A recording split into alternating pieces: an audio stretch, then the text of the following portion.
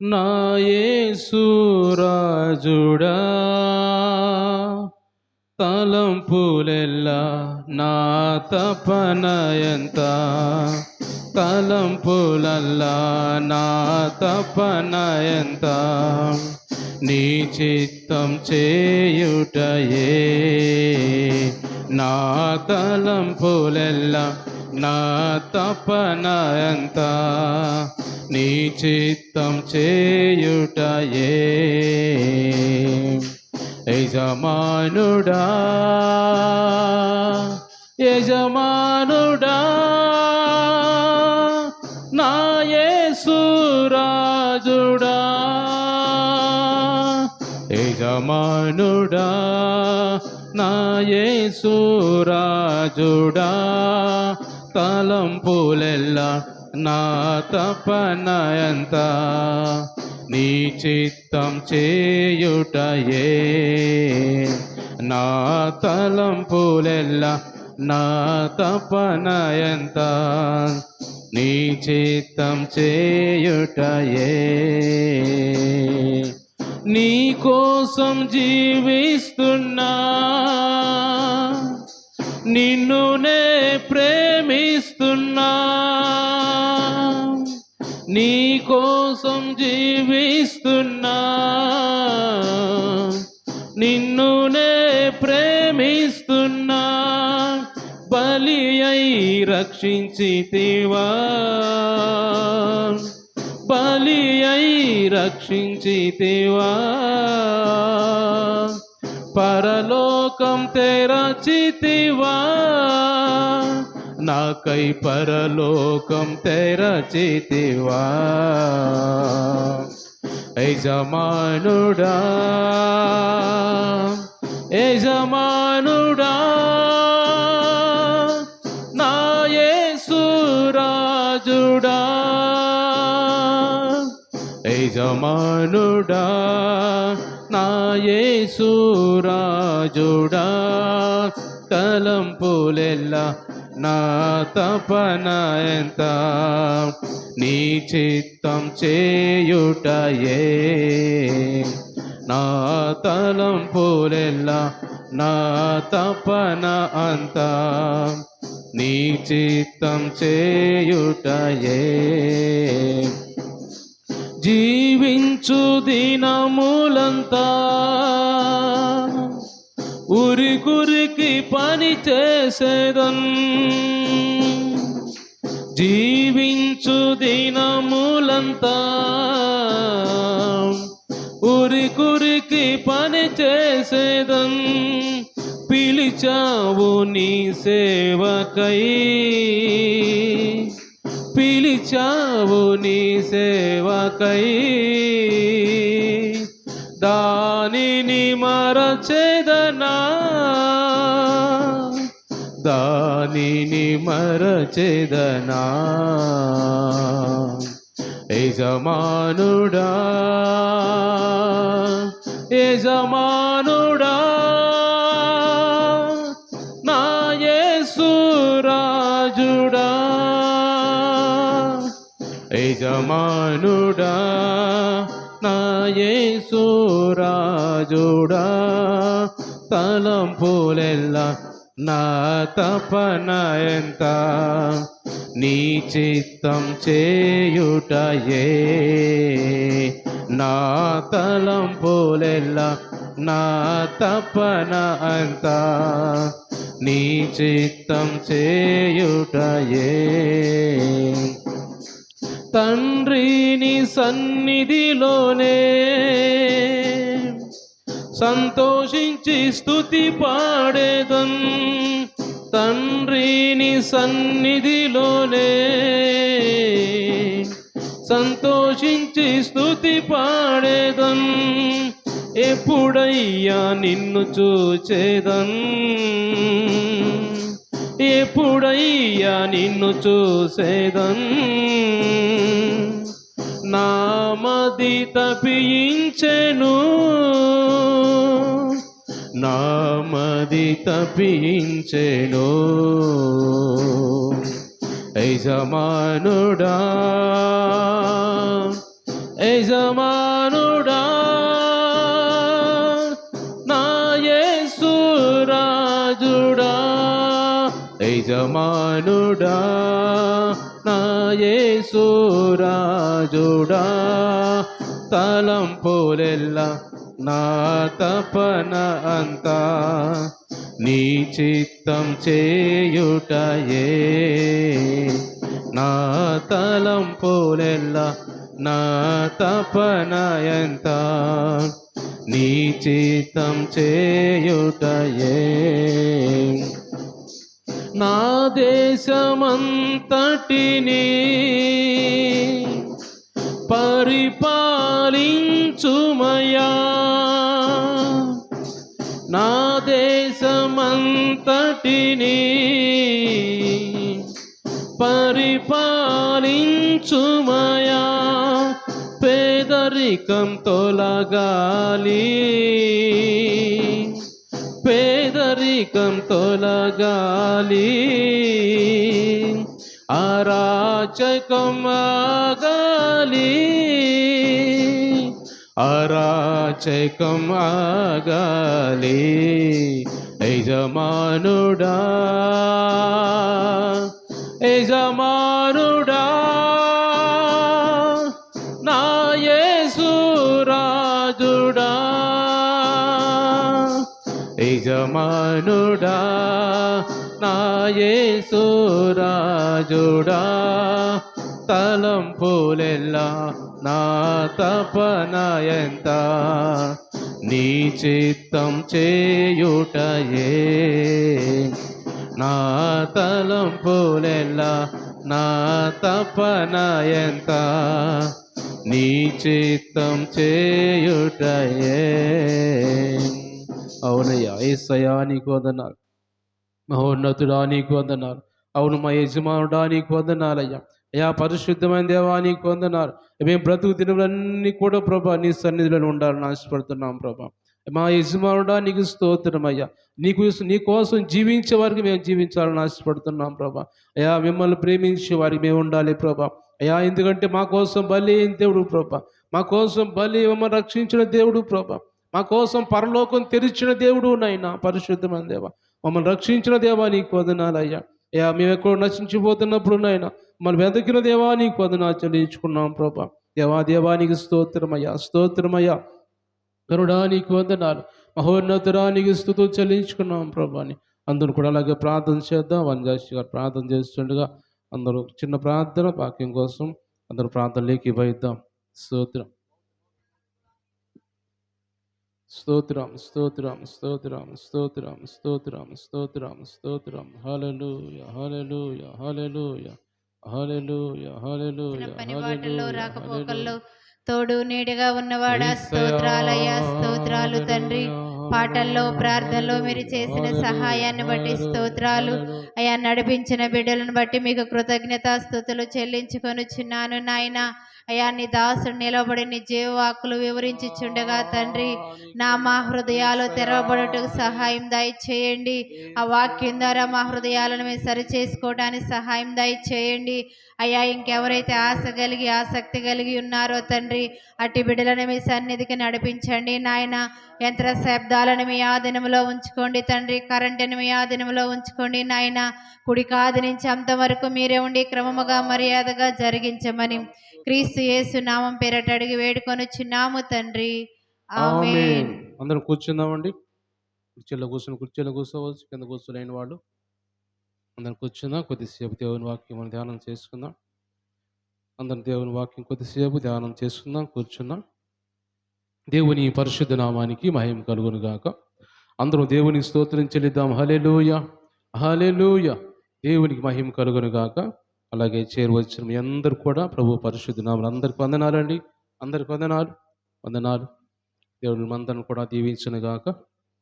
కొద్దిసేపు మనం దేవుని వాక్యము ధ్యానం చేసుకుందాం. మనం ఈ ఉపవాస ప్రాంతంలో ధ్యానం చేసుకున్నాం. యోహాను సువార్త అనే పుస్తకం మనం ఈ 40 రోజులు ధ్యానం చేసుకుంటున్నాం.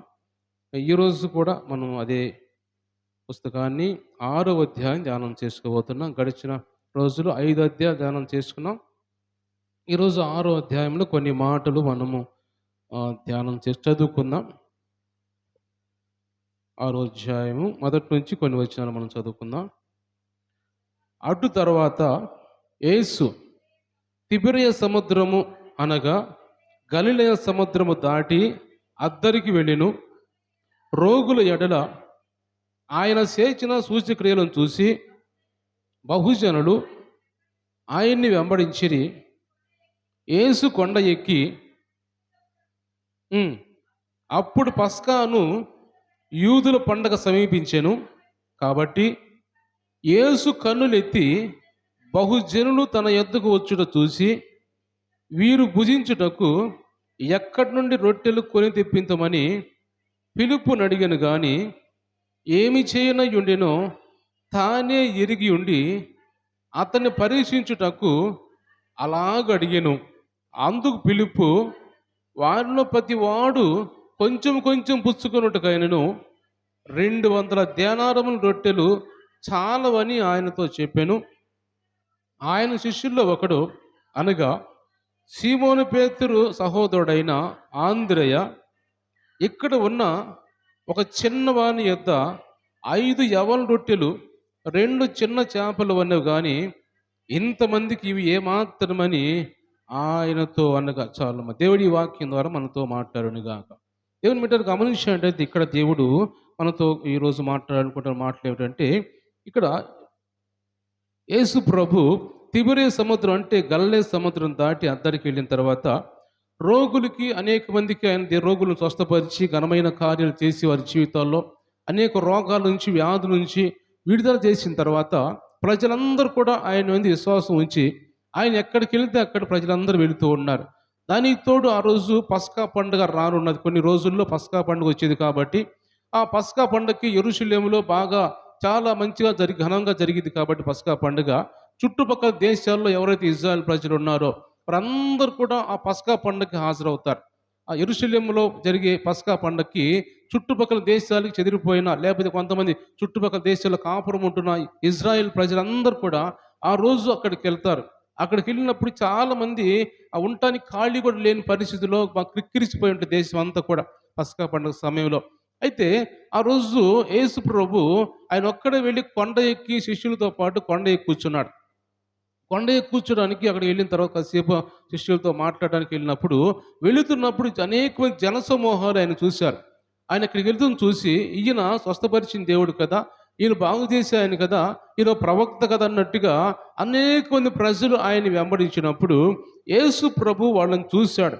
వాళ్ళని చూసి వీరు చాలామంది వస్తున్నారు కదా, ఇది అరణ్య ప్రాంతం కదా, ఇది కొండ ప్రదేశం కదా, ఇక్కడ తినటానికి కూడా ఏమి ఉండవు కదా, ఆయన ఎలాగూ చేద్దామనే ఆలోచన, అంటే ఆయనకు తెలుసు ఆయన ఏమైనా చేయగలడు అనే ఆలోచన ఆయనకి ఉంది. కానీ ప్రజలకి లేకపోతే శిష్యుల్లో ఎలాంటి నమ్మకం ఉంది వాళ్ళకి, ఆయన వెంబడిస్తున్న శిష్యులు వెంబడిస్తున్నప్పుడు వాళ్ళకి ఎలాంటి నమ్మకంతో ఉన్నారు, ఎలాంటి విశ్వాసంతో ఉన్నారు అనే దాన్ని తెలుసుకోవడానికి యేసు ప్రభు వాళ్ళందరినీ ప్రజలందరిని తీసుకురండి, అందరిని కూర్చోబెట్టండి, వాళ్ళకి ఆహారం మనమే పెడదాము అంటాడు యేసు ప్రభు.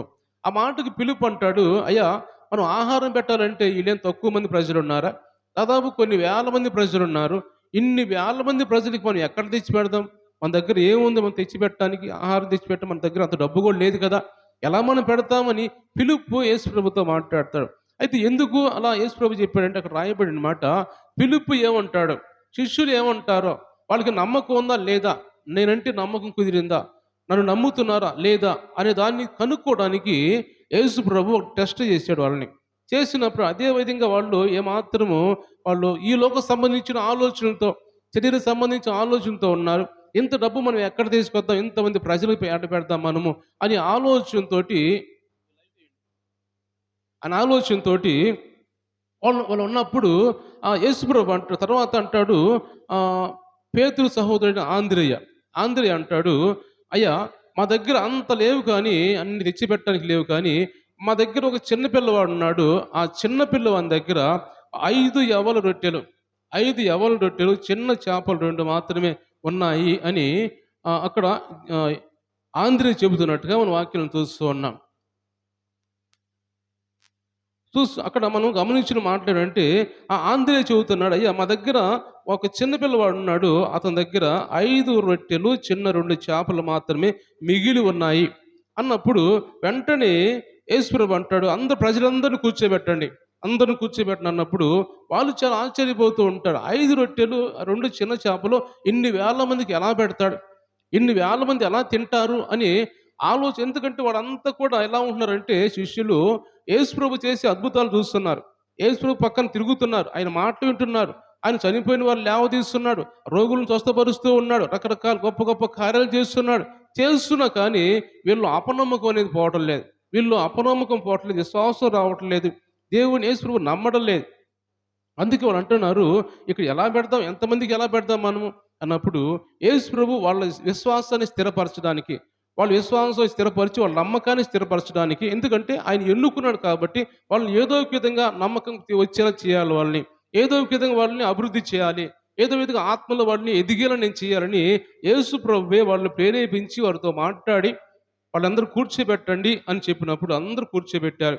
ఎప్పుడైతే కూర్చోబెట్టారో యేసు ప్రభు ఆ 5 రొట్టెలు ఆ 2 చిన్న చేపలు తీసుకొని ఆకాశం వైపు పైకెత్తి యేసు ప్రభు ప్రార్థన చేస్తున్న కృతజ్ఞతాస్తుతులు చెల్లించి దేవునికి తండ్రికి ప్రార్థన చేసినప్పుడు, ఇప్పుడు తీసుకెళ్ళి పెట్టండి అన్నప్పుడు ఆ 5 రొట్టెలు 2 చిన్న చేపల్ని అలాగ పెడుతున్నప్పుడు కొన్ని వేల మంది, దాదాపు 5,000 మంది పురుషులు ఉన్నారు, 5,000 మంది పురుషులు తిన్నారు. ఇంకా స్త్రీలు ఉంటారు, చిన్నపిల్లలు ఉంటారు, అనేక మంది ఆ పస్కా పండుగ వచ్చిన వాళ్ళు ఉంటారు. వాళ్ళందరూ కూడా చాలా మంది ఆ రొట్టెని లేకపోతే ఆ చేపలను కూడా భుజించినట్టుగా దేవుని వాక్యం మనం చూస్తాం.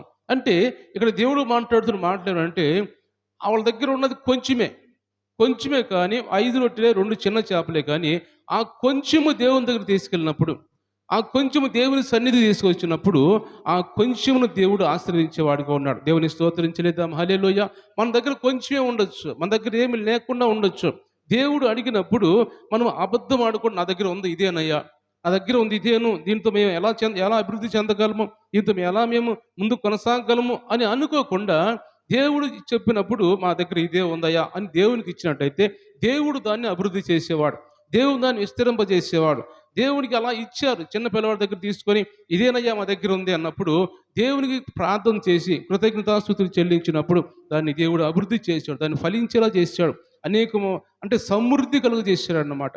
అంటే దేవుడి దగ్గర మనం ఈ రోజు కూడా మనకు ఉన్న దాంట్లో దేవునికి కొంతైనా మనము ఆయనకి మందిరం దగ్గర తెచ్చే విధంగా, ఆయన సన్నిధి ఇచ్చే విధంగా మనం ఉన్నట్టయితే దేవుడు దాన్ని సమృద్ధిగా ఇచ్చేవాడు, దాన్ని విశాలపరిచేవాడు, మన కుటుంబాలను దీవించేవాడు, మన కుటుంబాలను ఆశీర్వదించేవాడుగా దేవుడు ఉన్నాడని దేవుడు ఈరోజు మనతో మాట్లాడుతున్నాడు. దేవుని స్తోత్రించలేదాం, హల్లెలూయా. వీళ్ళు ఇక్కడ ఈ శిష్యులు కూడా అదే పని చేశారు. ఆ కొంచెము దేవుని పాదాల దగ్గర పెట్టినప్పుడు ఆ కొంచెం ఉందని దేవుడు ఆశీర్వదించాడు, గొప్పగా సమృద్ధి చేశాడు. ఇంకా మిగిలిన కూడా ఏరండి అన్ని ఏరి ఆ గంపల్లో వేస్తానన్నప్పుడు మిగిలిన 12 గంపలు ఇంకా మిగిలినవి. ఇచ్చింది ఎంత? ఇచ్చింది ఒక 5 రొట్టెలు 2 చిన్న చేపలే ఇచ్చినప్పుడు అది వాళ్ళు తినంగా, అనేక వేల మంది తినంగా ఇంకా సమృద్ధి ఇంకా మిగిలింది. ఆ మిగిలిన దాన్ని ఇంకా 12 గంపలను ఎత్తి ఆ గంపల నిండా మీరు అంటే 12 మంది, 12 గంపలు ఏంటి అంటే 12 గోత్రాలు. ఇజ్రాయెల్ దేశంలో 12 గోత్రాలు ఉంటాయి. 12 గోత్రాలు కూడా సమృద్ధిగా ఉంటారు. అంటే 12 గోత్రాలు కూడా నా బిడ్డలు కాబట్టి, నా సంతానం కాబట్టి, నేను ఎన్నుకున్నవారు కాబట్టి వాళ్ళు కూడా సమృద్ధిగా ఉంటారనే దానికి సాదృశ్యంగా 12 గంపలు మిగిలినవి కూడా ఎత్తి వాళ్ళకి ఇస్తాడు, ఇవి మీరు తీసుకోండి. అంటే దేవుని బిడ్డలు గమనించండి, ఆ 12 మంది శిష్యులు 12 గోత్రాలు కాదు కానీ ఇజ్రాయెల్ దేశంలో 12 గోత్రాలని దానికి సాదృశ్యంగా దేవుడు ఈ దేశ ప్రజలందరూ కూడా 12 గోత్రాలు కాబట్టి ఇలా సమృద్ధిగా ఈ దేశంలో వాళ్ళు ఉంటారు. ఇంత సమృద్ధిగా దేశాన్ని నింపుతాను అనే దానికి సాదృశ్యంగా దేవుడు ఆ విధంగా గొప్ప కార్యం చేస్తాడు. అంటే అది జరిగిన తర్వాత అనుకున్నారు వాళ్ళు, ఈయన నిజముగా లోకానికి దిగి వచ్చిన ప్రవక్తే. అక్కడ రాయబడిన మాట, ఈ నిజంగా ఈ లోకానికి దిగి వచ్చిన ప్రవక్తే అని ఆయన్ని విశ్వసించినట్టుగా, నమ్మినట్టుగా దేవుని వాక్యం మనం చూస్తున్నాం. కాబట్టి దేవుడు మనతో మాట్లాడుతున్న మాటలు కూడా ఏమిటంటే, మన దగ్గర ఉన్నది నిజంగా ఈ లోకానికి దిగి వచ్చిన దేవుడే, యేసు ప్రభువే అని నమ్మకంతో, విశ్వాసంతో మనం ఆయన నమ్మి ఆయన చేసే కార్యాలు చూసి మన జీవితాల్లో ఏం కార్యాలు జరుగుతున్నాయో, ఏ అద్భుతాలు జరుగుతున్నాయో వాటిని బట్టి మనం ఇంకా అభివృద్ధి చేసుకుని ఆత్మీయంగా ఎదుగుతూ నా జీవితంలో దేవుడు చేశాడు కాబట్టి నమ్ముతున్నాను ఆయన్ని అని విశ్వాసంతో మన దగ్గర ఉన్న కొంచెం కూడా ఆయనకు ఏమైతే ఉందో అది తీసుకెళ్ళి ఆయన దగ్గర పెడితే దాన్ని దీవించి ఆశీర్వదించి ఆయన దాన్ని అభివృద్ధి చేసేవాడుగా, మన కుటుంబాలని సమృద్ధితో నింపేవాడుగా చేస్తాడని పరిశుద్ధాత్మ దేవుడు మాట్లాడుతున్నాడు. అలాంటి వారిని బైబిల్లో మనం చూసామంటైతే ఒక 2-3 మనం చూస్తే బైబిల్లో అలాంటి వారిని దేవుడికి ఇచ్చి వాళ్ళు అభివృద్ధి చెందినవారు. దేవుడికి ఇచ్చి వాళ్ళు సమృద్ధి పొందుకున్నవాళ్ళు. మనం చూసినట్టయితే బైబిల్‌లో ఆహ్, ఆహ్, రాజులు మొదటి గ్రంథం మనం చూస్తే అక్కడ 17వ అధ్యాయంలో సారెపతు విధవరాలు అనే ఒక స్త్రీని మనం చూస్తాం.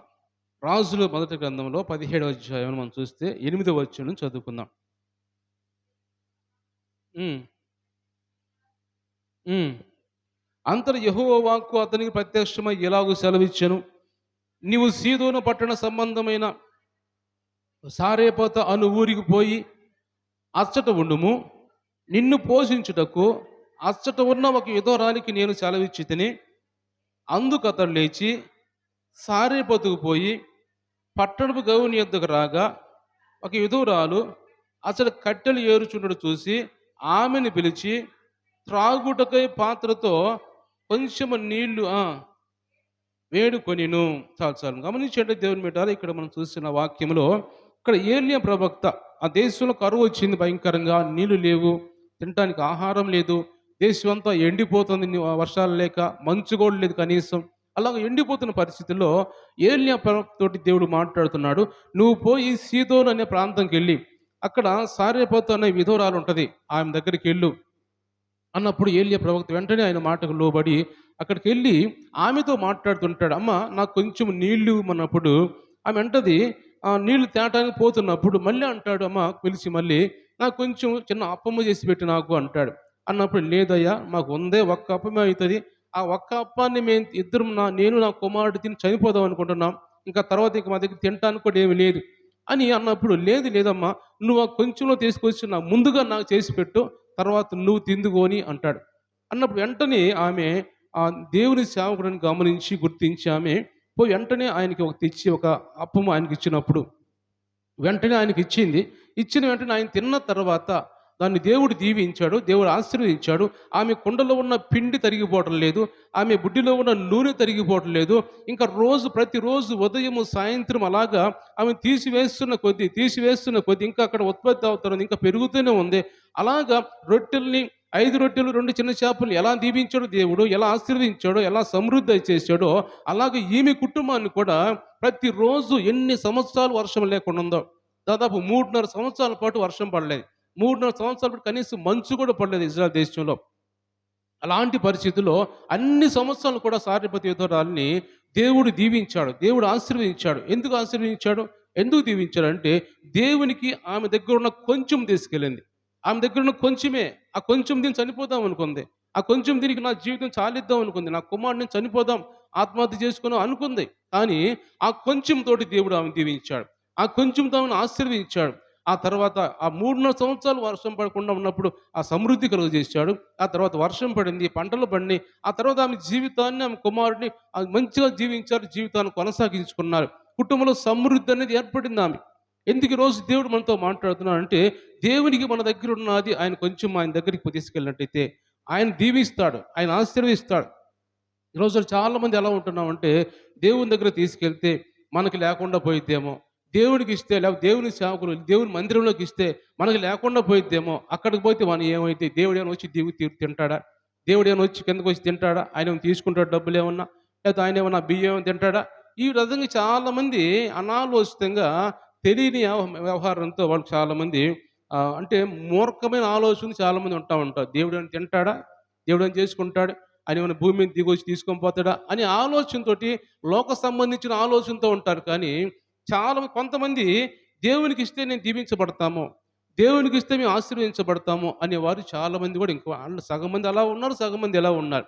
కాబట్టి దేవుడు మాట్లాడుతున్న మాటలు అలాగ దేవునికి ఇస్తే, మన దగ్గర ఉన్న కొంచెం దేవునికి ఇస్తే దేవుడు దీవిస్తాడు. లోకస్వార్త 21వ అధ్యాయంలో మనం చూసినట్టయితే అక్కడ కూడా ఒక విధురాలను మనం చూస్తాం. ఆ విధురాలు కూడా చాలామంది దేవుడు యేసు ప్రభు ఆయన దగ్గర కూర్చొని చూస్తూ ఉంటాడు. కూర్చొని చూస్తూ ఉన్నప్పుడు చాలామంది పరిసయ్యులు, శాస్త్రులు వాళ్ళకున్న ధనంలో నుంచి 10వ వంతు తీసుకొచ్చి అందరూ చూపిస్తూ అలాగా కానుక పెట్టెలో వేస్తూ ఉంటారు. కానుక పెట్టెలో వేస్తున్నప్పుడు ఈ విధురాలు ఆమె దగ్గర 2 కాసులే ఉంటాయి. తర్వాత తినటానికి ఉండవు ఆమె కూడా. అంత ఏమీ లేని పరిస్థితిలో ఉంటది. ఉన్నద 2 కాసులు తీసుకొచ్చి దేవునికి అట్లాగా ఆయన కానుక పెట్టెలో వేసినప్పుడు యేసు ప్రభు ఆ కానుక పెట్టెలో ఆమెను చూస్తాడు. వారికంటే ఈమెను మెచ్చుకుంటాడు దేవుడు. అందరూ కూడా వాళ్ళు ఉన్న సమృద్ధిలో ఇచ్చారు. ఈమెకు లేకపోయినా కానీ ఉన్నదాన్ని దేవునికి ఇచ్చేసింది అని దేవుడు ఆమెను మెచ్చుకున్నట్టుగా దేవుడు మనం చూస్తాం వాక్యంలో. అంటే దేవుడు ఆమెను మెచ్చుకున్నాడంటే దేవుడు ఆమెను దీవించినట్టే. దేవుడు ఆమెను ఆశీర్వదించినట్టే. అంటే ఉన్న కొంచెం ఆమె జీవనములో అంట రాయబడిన మాట ఏంటంటే అక్కడ ఆమె జీవనములో ఉన్నదంతా వేసిందంట ఆమె. ఇంకా నాకు లేకపోయినా పర్లేదు దేవుడు నాకు ఇస్తాడు అని ఒక మంచి ఉద్దేశంతోటి ఆమె తీసుకొచ్చి అలాగ ఏస్తే దేవుడు ఆమెను దీవించాడు. దేవుడు ఆమెను ఆశీర్వదించాడు. అలాగ దేవుడు ఈరోజు మనతో మాట్లాడుతుంటే దేవుని బిడ్డలు గమనించినట్టయితే ఈరోజు మనము కూడా దేవుడు నేనేదో కావాలని ఈ మాటలు చెప్పడం కాదు. ఏదో కావాలి మేమేదో అడుగుదాము, ఏదో ఇస్తారు అని కాదు గానీ, మనం ఈ వాక్యం ధ్యానించుకుంటూ వస్తున్నాం. వరుసలో వచ్చింది కాబట్టి దేవుడు ప్రేరేపించాడు. దేవుడి సన్నిధిలో మాట్లాడుతున్నాం. కానీ ఆ మాటలు మన హృదయంలో తీసుకొని దేవునికి మనం ఎలాగైతే 5 రొట్టెలు 2 చేపలు వడ్డించినప్పుడు వాళ్ళు దీవించబడ్డారో, సమృద్ధిగా ఉన్నారో, ఇంకా మిగిలిన 12 గంపలు తీసుకుపోయి వాళ్ళు ఎలా వాళ్ళు తీసుకొని తిన్నారో, వాళ్ళు పంచుకున్నారో, అంత మాత్రమే కాకుండా ఆ 12 గోత్రాలు కూడా సమృద్ధిగా నింపబడతాయి. దేశమంతా ఈ విధంగా దీవించబడతారు, సమృద్ధిగా ఉంటారు అనే విధంగా దేవుడు ఘనమైన కార్యాలు అక్కడ వాళ్ళ జీవితంలో చేస్తున్నట్టుగా మనం దేవుని వాక్యం చూస్తున్నాం. మన జీవితంలో కూడా మనం ఉన్న దాంట్లో మనం కొంతైనా దేవునికి అప్పగిస్తే మనల్ని కూడా దేవుడు దీవించేవాడిగా ఉంటాడు. మనం గమనించాడు చాలాసార్లు నేను చెప్పాను, కొన్నిసార్లు చెబుతూ వచ్చాను. కోల్గేట్ పేస్ట్ అనేది మనం వాడుకుంటూ ఉంటాం. కోల్గేట్ పేస్ట్ అతని పేరే కోల్గేట్. ఆయన ప్రపంచంలోనే పోయి చాలా దేశాలకి అలాగా కోల్గేట్ ఈ పేస్ట్‌ని అలాగా వ్యాపారం పెద్ద పెద్ద ఫ్యాక్టరీ వ్యాపారం ఉంది ఆయనకి. ఆయన సొంత యజమానుడు. ఆయన ఆయన దేవుని బిడ్డే, క్రైస్తవుడే ఆయన కూడా. కోల్గేట్ చేసే ఆయన క్రైస్తవుడే, దేవుని బిడ్డ ఆయన. ఆయన అనేక దేవునికి దశంభాగం తీస్తూ ఉన్నాడు. మొదట కొంచెం ఉన్న దాంట్లో దశంభాగం తీశాడు. అది దేవుడు అలా దీవించాడంట. కొన్ని వేల కోట్లు వచ్చే విధంగా చేశాడు. అంటే దాదాపుగా ఆయనకున్న ఆస్తి అంతట్లో కూడా వ్యాపారం ఎంతగానో అభివృద్ధి చెందుతూ ఉందంట. ఉన్న ఆస్తి అంతట్లో 90% దేవునికి ఇస్తారంట. 90% దేవునికి ఇచ్చి 10% ఆయన తీసుకుంటాడంట. అంటే ఆ 10% కొన్ని వేల కోట్లు అంట అవి. ఎలా అంటే దేవునికి ఇస్తున్నాడు కాబట్టి దేవుడు దీవిస్తూ వస్తున్నాడు. అంటే దేవునికి ఇంకెన్ని వేల కోట్లు ఇచ్చుంటాడు. 10% కొన్ని వేల కోట్లు ఆయనకు మిగిలిపోయినాయి అంటే ఇంకా 90% అంటే ఎన్ని వేల కోట్లు దేవునికి ఇస్తూ వస్తున్నాడు. కొన్ని దేవాలయాలు కట్టేయడం కావచ్చు, క్రైస్తవులు లేని వాళ్ళకి ఇవ్వడం కావచ్చు, కొన్ని దేశాలు విరాళాలు ఇవ్వడం కావచ్చు క్రైస్తవులకి. ఈ విధంగా అనేక మందికి అలా ఇస్తూ వస్తుంటాడు. ఆయన కాల్గేట్ పేస్ట్ తయారు చేసే ఒక యజమానుడు, ఆ కంపెనీ యజమానుడు 10% ఆయన ఉంచుకొని 90% దేవునికి ఇస్తారంట యేసు ప్రభుకి. అలాగా ఎందుకు అలా దీవించబడుతున్నాడు ఆయన? ఎందుకు ఆయన ఆశీర్వదించబడుతున్నాడు? ప్రపంచంలో ఆయన్ని చాలా మంది పెద్ద పెద్ద సేవకులు ఎందుకు చెప్పుకున్నారు ఆయన గురించి అంటే, అలాగ ఆయన ఇచ్చి దీవించబడ్డాడు. ఆ ఉన్న కొంచెం మొదట్లో ఇచ్చాడు. అలాగే చిన్న కంపెనీ పెట్టినాడు మొదట్లో. ఆ చిన్న కంపెనీ పెద్ద పెద్ద కంపెనీగా మారిపోయింది. ఇప్పుడు ప్రతి ఒక్కరు చాలా మంది కూడా ఆ పేస్ట్ వాడుకున్నట్టుగా మనం చూస్తాం. అంతగా ఆయన దీవించాడు. కాబట్టి దేవుడు ఈరోజు మనతో మాట్లాడుతున్న మాటలు మనము కూడా మనకున్న దాంట్లో దేవునికి కొంతైనా దేవునికి ఆయనకి మందిరానికి ఇస్తే, లేకపోతే ఆయన సన్నిధి తీసుకొస్తే దీవించేవాడుగా, ఆశీర్వదించేవాడుగా ఉన్నాడని దేవుడు మాట్లాడుతున్నాడు. మరొక మాట మనం చూసినట్టయితే వాళ్ళని గురించి మనం చూస్తే అపోస్తుల కార్యములు 5వ అధ్యాయంలో మనం చూస్తే వారు అననీయ సప్పీరా అనే వాళ్ళిద్దరు ఉంటారు అక్కడ. వాళ్ళు చేసిన పని ఏమిటంటే దేవుని సన్నిధికి తీసుకురాకుండా వాళ్ళు దాచుకున్నట్టుగా మనం దేవుని వాక్యం చూస్తాం. నేను చదువుతాను, జాగ్రత్తగా వినండి. ఇది చెప్పుకొని మనం ముగించుకుందాం. అననీయ అను ఒక మనుషుడు తన భార్య అయిన సప్పీరాతో ఏకమై పొలమమ్మెను. భార్య ఎరుకనే వాడు దాని వెరలో కొంత దాచుకొని కొంత తెచ్చి అపోస్తుల పాదముల మీద పెట్టాను. అప్పుడు పేతురు, అననీయ, నీ భూమి వెరలో కొంత దాచుకొని పరిశుద్ధాత్మను మోసపుచ్చుటకు సాతాను ఎందుకు నీ హృదయమును ప్రేరేపించెను అని నీ యొద్ద ఉన్నప్పుడు నీదే కదా. అమ్మిన పిమ్మట అది నీ వశమై ఉండలేదా? ఎందుకు ఈ సంగతిని నీ హృదయంలో ఉద్దేశించుకున్నావు అని నీవు మనుషులతో కాదు దేవునితోని అబద్ధం ఆడితువని వానితో చెప్పినప్పుడు అననీయ ఈ మాటలు వింటూనే పడి ప్రాణం విడవగా వినుడు వారికి అందరికీ మిగుల భయము కలిగాను. దేవుని బిడ్డలు గమనించినట్టయితే ఇక్కడ అననీయ సప్పీరా అని ఇద్దరు భార్య భర్తలు.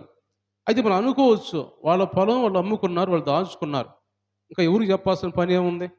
ఎవరి దగ్గర తీసుకెళ్లాల్సిన పని ఏముంది? వాళ్ళ ఇష్టం, దేవునికి ఇస్తే ఇస్తారు, లేకపోతే లేదు అని మనము మానవులు కాబట్టి ఆలోచన వచ్చింది మనకి. అంత మాత్రం పడి చచ్చిపోవాలా, అంత మాత్రం శాపం పెట్టాలా అననీయకి, పేతురు అనుకోవచ్చు. కానీ ఇక్కడ దేవుడు ఈ లోకస్తుల గురించి లేకపోతే లోక సంబంధించిన మనుషుల గురించి మాట్లాడలేదు. ఎందుకంటే దేవుణ్ణి ఎరగని వారికి వాళ్ళ ఇష్టానుసారం ఖర్చు పెట్టుకోవచ్చు, వాళ్ళ ఇష్టానుసారం ఏవైనా చేసుకుంటూ ఉంటారు. ఎవరు అడిగే పరిస్థితి వాళ్ళకు ఉండదు. ఇక్కడ దేవుణ్ణి ఎరిగిన వారు వాళ్ళు ఒక తీర్మానం చేసుకున్నారు. వాళ్ళందరూ కూడా ఒక తీర్మానం చేసుకొని మనందరూ కూడా మనకున్న అన్నీ అమ్ముకుందాం. అన్నీ అమ్మి లేని వాళ్ళెవరో ఉండవాళ్ళెవరో చూసుకొని అందరూ సమానంగా పంచుకుందాం. ఒక తీర్మానం దేవుని సన్నిధిలో చేశారు వాళ్ళు. ఒక తీర్మానం చేయకుండా ఉంటే నువ్వు చేసుకోవచ్చు. నీ డబ్బు నువ్వు చేసుకోవచ్చు, దాచుకోవచ్చు, పొలం అమ్ముకోవచ్చు, ఏవైనా చేసుకోవచ్చు. దేవుని సన్నిధికి వచ్చిన తర్వాత ఒక తీర్మానం చేసిన తర్వాత ఆ తీర్మానాన్ని నువ్వు తప్పిపోయినట్టయితే దేవుని దగ్గర నువ్వు అబద్ధం ఆడిన వాడిగా, దేవుని దగ్గర నువ్వు ఆయన ఆజ్ఞని తప్పిన వాడిగా ఉంటావు. ఈరోజు మనం చాలామంది బాప్తీసాలు ఇస్తూ ఉంటాం. బాప్తీసాలు తీసుకుంటూ ఉంటారు. తీసుకునేటప్పుడు చాలామంది ఏమంటారు? ఏమని ప్రమాణం చేస్తారు? నేను దేవుని సన్నిధిలో ఖచ్చితంగా మా సంఘంలో ఒక సభ్యురాలుగా ఉంటాను, ఒక సభ్యుడిగా ఉంటాను. దేవుని సన్నిధికి నేను దశమభాగం తీస్తాను. అన్ని విషయాల్లో నేను పాల్గొంటాను. పరిచర్యలో పాల్గొంటాను. దేవుని నమ్మకంగా ఉంటాను. జీవితాంతం నమ్మకంగా ఉంటాను అని ఈ విధంగా తీర్మానం చేసుకుంటూ ఉంటారు బాప్తీసం పొందేవాళ్ళు దేవుని సన్నిధిలో. నా ప్రాణం పోయిన దేవుడిని వదిలిపెట్టను ఈ విధంగా చేస్తూ ఉంటారు. ఇది చేస్తున్నప్పుడు చేసిన తర్వాత వాడి నుంచి తప్పిపోకూడదని దేవుడు మాట్లాడుతుంది. ఇక్కడ అననీయ సప్పీరా చేసిన పని అదే. చేసిన తర్వాత ఒక తీర్మానం చేసుకున్న తర్వాత వాళ్ళు తప్పిపోయారు. తప్పిపోయారు కాబట్టి దేవుని దగ్గర అబద్ధం ఆడారు కాబట్టి అక్కడ పేతురు మాట్లాడుతున్నప్పుడే వాళ్ళు పడి చనిపోయారు. అంటే దేవుని పరిశుద్ధాత్మను మోసపుచ్చావు ఎందుకు అననయ్య? నువ్వు పరిశుద్ధాత్మను మోసపుచ్చావు, మనుషులు కాదు అని ఇక్కడ పేతురు మాట్లాడుతున్నట్టుగా మనం చూస్తూ ఉన్నాం. అంటే దేవుడిని మోసం చేశాడు. దేవుడిని మోసం చేసి ఎందుకు దేవుడిని మోసం చేయాల్సి వచ్చిందంటే అక్కడ ఉన్న ఆ డబ్బును చూసేళ్ళకి అతనికి చాలా కళ్ళు మిరిమిట్లు కొలిపి, అయ్యో ఇంత డబ్బు ఇవ్వాలి నేను, ఇంత డబ్బు మనం దాచుకోవచ్చు కదా, ఇంత డబ్బు అయినా తీసుకెళ్తే మనకేమొచ్చిద్దే అని ఆలోచనతోటి వాళ్ళు సగం దాచుకొని సగం ఇచ్చినట్టుగా దేవుని వాక్యం. అలా భార్య భర్త ఇద్దరు కూడా ఆయన చనిపోయిన కొంతసేపటికి మళ్ళీ భార్య వెళ్ళింది. ఆమె కూడా అబద్ధం ఆడిద్ది. ఆమె కూడా పడి చనిపోయినట్టుగా దేవుని వాక్యం మనం చూస్తూ ఉంటాం. అంటే దేవునికి ఇచ్చే దాంట్లో దేవుని దగ్గర తీర్మానం చేసుకున్న తర్వాత దేవునికి ఇచ్చే దాంట్లో నువ్వు పిసినరతనంగా ఏమో నేను ఇస్తే నాకు ఉండదేమో అన్నట్టు ఉంటే అది పోయేదారిని పోతానే ఉంటుంది. అది మనకేది పెద్దగా మిగిలేదే ఉండదు అక్కడ. నువ్వు ఎంత డబ్బు నీకున్నా కానీ దేవుడు ఇచ్చిన దాన్ని దేవుడు నీకు మరలా నీవు ఇవ్వకపోతే నువ్వు దాచిపెట్టుకుందాం, మిగులుద్ది నాకు ఎంతో, మూట కడదాం అని అనుకునేవన్నీ కూడా పోయేదారిని పోతానే ఉంటాయి ఒక పక్క నుంచి. అలాంటి పరిస్థితుల్లో మనం ఉండకుండా ఉండాలంటే ఈ 5 రొట్టెలు ఇచ్చిన ఎలాగైతే సారిపతి లాగా ఇచ్చిన ఆ రొట్టె ఎలాగైతే వాళ్ళు ఇచ్చి దీవించబడ్డారో సమృద్ధిగా ఉన్నారో అలాగే మనం కూడా సమృద్ధిగా ఉండాలంటే దేవునికి ఇచ్చేవారిగా మనం ఉండాలి. ఒక మాట చదువుకొని ముగించుకుందాం. మనం చూస్తే దేవుని వాక్యంలో మత్తయి సువార్త 10వ అధ్యాయం, మత్తయి సువార్త 10వ అధ్యాయంలో 40వ వచనం నుంచి 42వ వచనం వరకు చదువుకుందాం. మిమ్మల్ని చేర్చుకున్నవాడు నన్ను చేర్చుకొనును, నన్ను చేర్చుకున్నవాడు నన్ను పంపిన వాడిని చేర్చుకొనును. ప్రవక్తను చేర్చుకున్నవాడు ప్రవక్త ఫలము పొందును. నీతిమంతుని చేర్చుకున్నవాడు నీతిమంతుని ఫలము